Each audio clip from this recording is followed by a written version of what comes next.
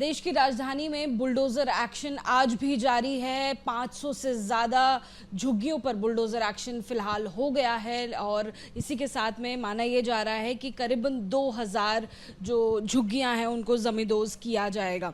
इस वक्त हमारे साथ बात करने के लिए आम आदमी पार्टी के प्रवक्ता अनुराग ढांडा जी हैं। आइए उनसे बात करते हैं। सर, कांग्रेस के प्रवक्ता से भी हमारी बात हुई, वो ये आरोप लगाते हैं कि जो तैयार किए गए थे फ्लैट्स, जो गरीबों के लिए बनाए गए थे कांग्रेस के शासन में, ऐसे करीबन 2000 ऐसे 50,000 के बीच फ्लैट्स थे, लेकिन उनको बांटा नहीं गया, उनकी चाबी नहीं दी गई और 10 साल का जो कार्यकाल रहा आम आदमी पार्टी का, उस दौरान ये काम नहीं किया गया।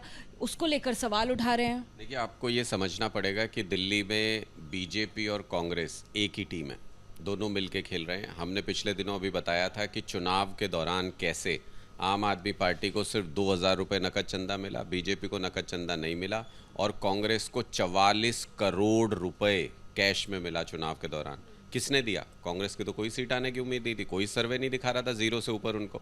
तो ये 44 करोड़ किसका है? कहीं ये बीजेपी ने कांग्रेस को पैसा तो नहीं दिया कि आम आदमी पार्टी के खिलाफ काम करना है? तो उसी नीति के तहत दिल्ली के अंदर तो कांग्रेस बीजेपी की ही जुबान बोलती है। जब झुग्गियां तोड़ी जा रही हैं, जब लोगों के मकान तोड़े जा रहे हैं, एक अनुमान के मुताबिक अभी तक 10,000 झुग्गियां दिल्ली के अंदर जब से सरकार आई है बीजेपी की, ये तोड़ चुके हैं और 80,000 से लेके 1 लाख तक लोग बेरोजगार बेघर हो चुके हैं और सड़क पे आ चुके हैं। इनके लिए रहने का इंतज़ाम कौन करेगा? क्या ये दिल्ली के लोग नहीं हैं? क्या इनमें से बहुत सारे लोगों के हमने इंटरव्यूज सुने, वो कह रहे हैं हमने तो बीजेपी को वोट दिया था, बीजेपी ने कहा था जहाँ झुग्गी वहाँ मकान। अब इनको ये बताया जा रहा है, किसी एक आध व्यक्ति को ये कहा जा रहा है कि आपको वहाँ फलां 40 किलोमीटर दूर मकान दे दिया गया है। तो क्या हुआ मोदी जी के जहाँ झुग्गी वहाँ मकान के वादे का? और ये 80,000 से 1 लाख लोग कहाँ जाएंगे, रोजगार करेंगे, रात को आके कहाँ सोएंगे, क्या करेंगे, इनका परिवार कहाँ जाएगा? इसके बारे में भारतीय जनता पार्टी ने कुछ नहीं सोचा। इसका स्पष्ट मतलब ये है कि भारतीय जनता पार्टी गरीबी की नहीं बल्कि गरीबों की दुश्मन है। वो गरीबों को दिल्ली से उजाड़ देना चाहती है, उनकी रोजी रोटी को ख़त्म कर देना चाहती है और इसी का विरोध अब हर समाज में, हर वर्ग में देखने को मिल रहा है। लेकिन अनुराग जी, जो डीडीए बता रहा है, डीडीए का तो ये कहना है कि जो 2100 झुग्गियां थी उनमें से 1600 परिवार को जो स्वाभिमान अपार्टमेंट है वो दे दिए गए हैं। देखिए, मैंने आपको अभी बताया कि एक आंकड़ा ये है कि 10,000 झुग्गियां और मकान बीजेपी की सरकार आने के बाद पिछले 3-4 महीने में तोड़े गए हैं। आप मुझे वो ऑर्डर दिखा दीजिए जिसमें 10,000 मकान अलॉट किए गए हों।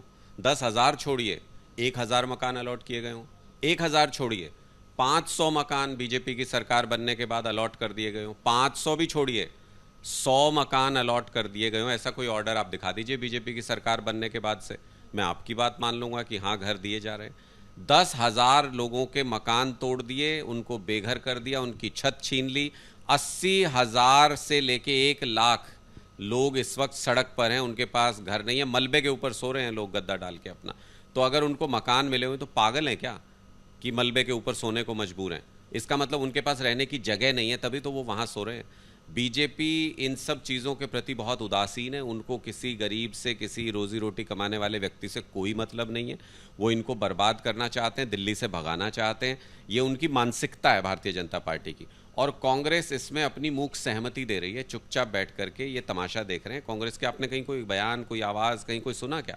कहीं कोई नेता विरोध कर रहा है क्या इन एक्टिविटीज़ का? आम आदमी पार्टी के नेताओं को जेल भेजा जा रहा है, गिरफ्तार कर रही है पुलिस इनका विरोध करने के लिए। हमारी पूर्व मुख्यमंत्री और नेता विपक्ष आतिशी को आपने देखा, जब वो झुग्गियां तोड़ रहे थे, बुलडोजर एक्शन हो रहा था, वो रोकने गए।